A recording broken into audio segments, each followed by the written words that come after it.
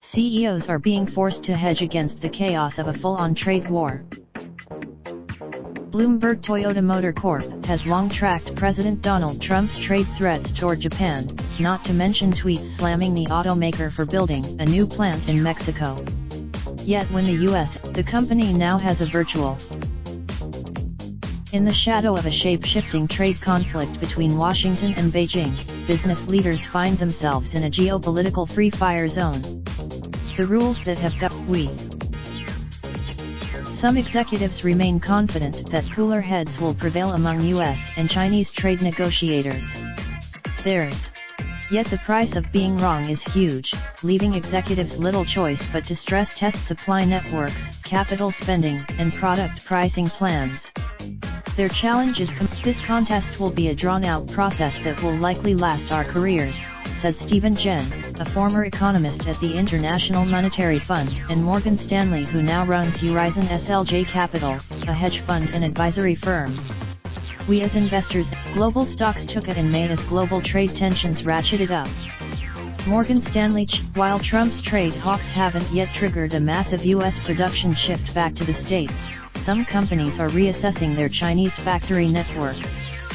This month about 70% of American companies doing business in China and last October by the American Chamber of Commerce in South China were considering moving all or part of their production out of the country.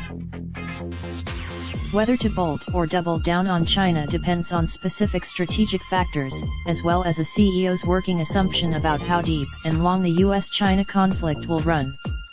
For companies with Exxon views the plant in the southeast province of Guangdong as a lifelong. Other capital-intensive companies, like footwear makers, face a tough choice between absorbing a massive increase in costs should the next round of tariffs kick in or passing them along to consumers. And to Trump, at luxury retailer Ralph Lauren Corp., some of whose classic Polo and Lauren brands are made in China and could face a 25% tariff hit, executives are the potential damage. Tariffs get a lot of attention, as they should since they're so economically damaging.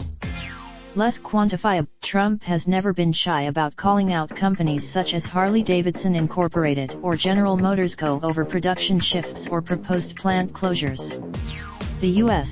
China has returned fire by threatening to add FedEx Corp. To its list of unreliable companies that are alleged to be harming the interests of Chinese companies. That could ultimately. The European Union and the US, meanwhile, are tangling and have threatened punitive tariffs over a long-running dispute about alleged subsidies at Boeing Co. and Airbus SE. Time is running out. It's hard to find an industry that doesn't have something at stake directly or indirectly in a world full of trade disputes. Billionaire hedge, with assistance from Kevin Crowley, Sarah McGregor, Benjamin Katz, Kyung-hee Park, Kim Bosin, Joe Carroll, and So-hee Kim. Raindrop, drop top smoking, no cooking the hot pot.